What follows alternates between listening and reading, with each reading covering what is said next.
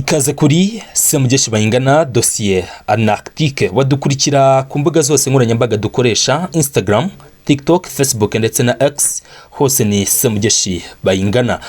Ibihe byiza rero kuba twumvira mu karere k'ibiyaga bigari, abatwumvira Kigali mu Rwanda, ikaze Gitega mu Burundi, ikaze Kampala, Dar es Salaam, Nairobi, abatwumvira kandi hakurya y'amazi magari, namwe ibihe byiza ubwo ni ku ngengabe zitandukanye, abatwumva mu gitondo, igicamunsi cyangwa se umugoroba, mugire ibihe byiza. Reka twerekeze mu burasirazuba bwo hagati nk'ibisanzwe. Iran na makuru nzi ko mwari mutegereje amatsiko muri benshi.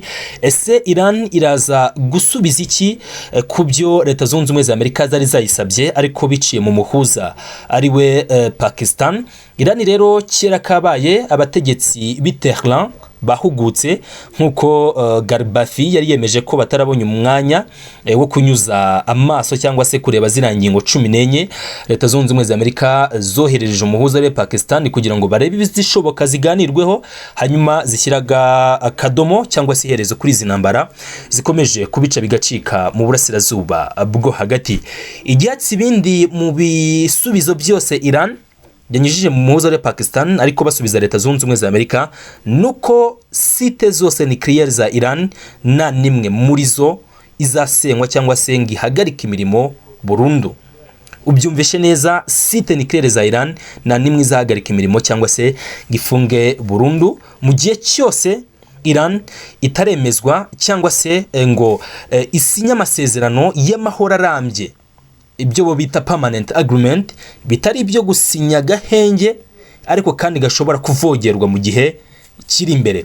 Iyi niyo ngingo ihatse ibindi. Hanyuma ikindi ku cyerekeye Strait of Hormuz, abibaza niba Iran uramuhoro wa Hormuz uzasubira uko wahoze mbere y'ibiriya bitero, nabyo rwose bagaragaje ukuri ku byerekeye Strait of Hormuz. Iran yemeza ko ari izajya igenzura ijana kurindi byuriye muhora wa Hormuz. Ikindi abatekereza Liban, ese aya masezerano Iran igiye gusinya na Amerika na Israel araza gufasha iki Liban? Iran iracyatsimbare ku gitekerezo cyuko nibisinya gahenge bivuze ko na Liban nayo iri mu bihugu birebwa nako gahenge, nibinasinya amasezerano nakita permanent cyangwa se amasezerano ya burundu abuze Israel cyangwa se Leta Zunze Ubumwe za Amerika kugaba ibitero ku bice byose bagenzura, bivuze ko na Liban nayo iri buze kujyana nayo masezerano. Hanyuma icyo kwibaza rero ni kimwe, Israel izabana gute na Liban mu gihe Hezbollah ikiri muri biriya bice? Ese Israel iyo izemera gutura hariya cyangwa se kubiri hariya isiko mu majyepfo ya Liban hari kugenzurwa na Hezbollah? Reka igisubizo tugishakire ku byo Benjamin Netanyahu yatangaje. Mu kanya gato Benjamin Netanyahu yavuze ko Israel ariyo igomba kugena igisubizo cy'iyi ntambara. Wabyumvishe neza, Israel irifuza ko nibura Leta Zunze Ubumwe za Amerika zabanza gushyigikira ibitero byabo bigomba gusenya inganda zose z'ingufu mu gihugu cya Iran. Bivuze ko ibyo Leta Zunze Ubumwe za Amerika na Iran bashaka gusinya no kwemeza nagwa abategetsi b'i Tel Aviv ariko bari kubibona, ndetse kandi ngo Israel gusa kuko ibindi bihugu bitandukanye by'Abarabu birimo Arabia Saudite ndetse na Emirati z'Abarabu na Qatar ngo nabyo bishyigikiye no mushinga wa Benjamin Netanyahu wo kurasa ndetse no gusenya ubushobozi bwose bw'ingufu abiza gisirikare ndetse n'izindi nganda zose z'ingufu ziri ku butaka bwa Iran. Hanyuma rero iyi proposal cyangwa se ibyo Iran yemerera Leta Zunze Ubumwe za Amerika, hari ibyo bemeye ko bishobora kuganirwaho, hari n'ibidashobora kuganirwaho, bisa nkaho byose ari ubusa mu Israel gitekereza ko igomba kubanza gusenya ubushobozi bwose bw'igihugu cya Iran. Hanyuma kandi bikanavuga ko Israel buriya irimo irasunikira cyane Leta Zunze Ubumwe za Amerika ko bagaba biriya bitero, ndetse kandi amasoko atandukanye y'amakuru cyangwa se bitangazamakuru nka Channel 12 na Channel 13, bitangazamakuru byose icyo bihurizaho nuko rwose ngo mu gihe kitarambiranye dushobora kongera kubona ibitero biremereye rwose biza byikubita cyangwa se bizumvikana ku nganda z'ingufu hariya mu gihugu cya Iran. Reka turebe hano ibyo yatangaje mu kiganiro na 60 minutes cyangwa se isaha imwe ni platform imenyerewe cyane kwabe kuri X ndetse no kuri YouTube.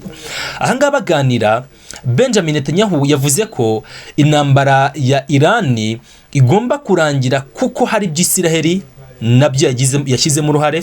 Icyo Isiraheli riri gushimangira ni ikihe? Irashaka ko iya uranium ya Iran itunganyije nibura hejuru 60% ibanza kuva muri Iran. Hanyuma ahangaha Netanyahu yavugaga ko rwose bimubereye byiza Leta Zunze Ubumwe za Amerika zagaba igitero cyo ku butaka kinjira muri Iran, ubundi ira uranium bakayifatira, bakaba bazi ko aribo bayifite. Mu magambo ati you go in and take it out, that's the best way. Ati uburyo bwiza ni ukujya muri Iran, ubundi ira uranium itunganyije tukaba twayikuraho. Muri rusange rero ibisubizo bya Iran kuri Leta Zunze Ubumwe za Amerika, mu gihe abategetsi b'i Tel Aviv binavugwa ko bafite ijambo rikomeye muri iyi ntambara, Leta Zunze Ubumwe za Amerika ndetse n'aba bafatanye bikorwa bandi bagabye muri Iran, bikavuga ko Israel ifite ijambo rikomeye.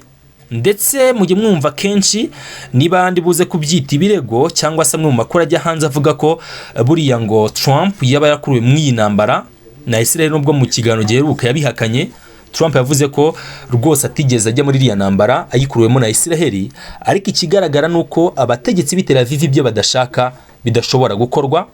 Ibyo Iran yakora byose mu gihe byose batabyifuza, muri rusange intambara ishobora kuza akomeza. Hanyuma rero ni nabyo bakomozaga hano twabivuze ati Iran respond to US proposal with talks on set of Hormuz nuclear fire and complete removal of sanctions. Hanyuma rero Tehereka avuga iti uko Amerika iri buze kwakira ibi bintu cyangwa se imyitwarire ya Amerika ni nayo izatugeza ku mahoro arambye. Hanyuma rero kwa gatatu w'iki cyumweru tugiye kwinjiramo guhera ku munsi w'ejo, ubwo bizaba ari tariki 13 nibwo hategura uruzinduko rwa Perezida wa Amerika Donald J. Trump, azagera i Beijing. Hanyuma rero kwa gatatu nibwo azahagera kuwa kane, nibwo byitezwe ko baba perezida b'ibihugu bombi bagomba kuba baganira. Hanyuma rero aya ni amafoto ya 2014 ubwo Perezida wa Amerika Donald J. Trump ndetse na mugenzi we Xi Jinping basuraga Forbidden City.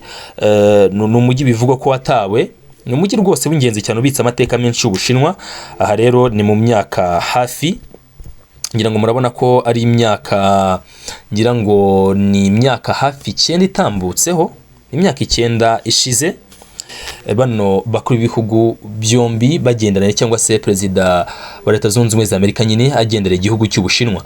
Hanyuma rero mbere yuko anahagera hano Trump yavuze ko buriya Xi Jinping ari umugabo w'umuhanga kandi mwiza. Ati ni umugabo mwiza kandi w'umuhanga, binagaragara ko akunda igihugu cye. Aha rero ni mu kiganiro na Crash Reports nibwo babiganiraga mu kiganiro The Full Measure, aho bari kuganira byinshi bitandukanye binarebana nyine n'ibyemezo bya Amerika na politike zabo muri iyi minsi. Hanyuma rero amakuru yacu tuyakomeje, ikigaragara cyo hano naho ngira ngo murabona ko harimo ingingo nyine zivuga ko Iran yahakanye ko itagomba gusenya ubushobozi bwabo bwa kirimbuzi, ntago bagomba kubusenya mu gihe cyose badafite igisubizo gikwiye, cyangwa se mu gihe cyose bigaragara ko Leta Zunze Ubumwe za Amerika zitazi umwanya wa nyawo bahagazemo muri rusange. Izi rozari breaking news nari nzanye kuri platform yacu kandi yanyu duhuriraho tuganira byinshi bigezweho, ariko by'umwihariko nyine aho dukomeje kwibanda ku ngingo zirebana n'umutekano, politike ndetse na diplomasi mpuzamahanga. Reka nizere ko mukomeje kunogerwa no gukunda uburyo dukomeje kuganiramo kandi mukomeje kubingaragariza. Nta kindi nanjye nabasabira kitari umugisha uturuka ku Mana. Muhaye muronke ubundi amakuru n'ibiganiro byacu hano byo abari akagaruka.